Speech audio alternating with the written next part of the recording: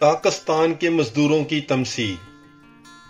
مقدس متی کی انجیل اس کا 20 باب 1 تا 16 آیات تک۔ آسمان کی بادشاہی اس مالک مکان کی مانند ہے جو تڑکے نکلا تاکہ اپنے پاکستان میں مزدور لگائے، اور اس نے مزدوروں سے 1 دینار روزانہ ٹھہرا کر انہیں اپنے پاکستان میں بھیجا۔ اور اس نے تیسری گھڑی کے قریب باہر جا کر اوروں کو بازار میں بیکار کھڑے دیکھا اور ان سے کہا، تم بھی میرے پاکستان میں جاؤ اور جو واجب ہے تمہیں دوں گا۔ سو وہ گئے۔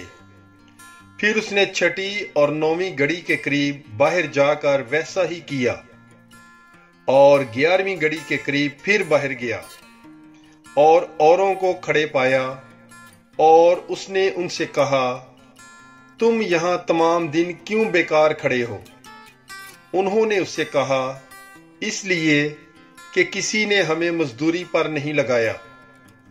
اس نے ان سے کہا، تم بھی میرے پاکستان میں جاؤ۔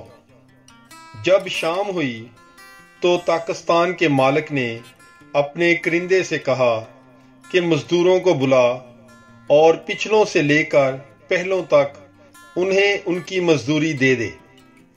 جب وہ آئے جو 11ویں گھڑی کے قریب لگے تھے تو انہیں ایک دینار ملا، پر جو پہلے آئے تو انہوں نے خیال کیا کہ ہمیں زیادہ ملے گا، مگر انہیں بھی ایک دینار ملا، اور وہ لے کر مالک مکان پر کڑکڑانے لگے، یہ کہہ کر کہ ان پچھلوں نے 1 ہی گھنٹہ کام کیا اور تو نے انہیں ہمارے برابر کر دیا، جنہوں نے دن بھر کا بوجھ اٹھایا اور سخت دھوپ سہی۔ مگر اس نے جواب دے کر ان میں سے ایک سے کہا، اے میاں، میں تیرے ساتھ بے انصافی نہیں کرتا۔ کیا تو نے مجھ سے 1 دینار نہیں ٹھہرایا تھا؟ جو تیرا ہے لے اور چلا جا۔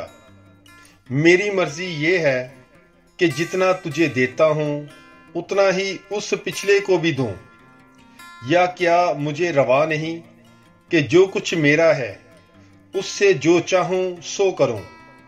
کیا تو اس لیے بری نظر سے دیکھتا ہے کہ میں نیک ہوں؟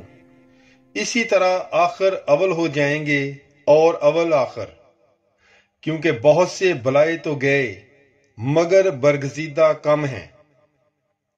پاک کلام کے پڑھے اور سنے جانے پر خداوند کی برکت ہو۔ خدا کا شکر ہو۔ God bless you. Bible is life.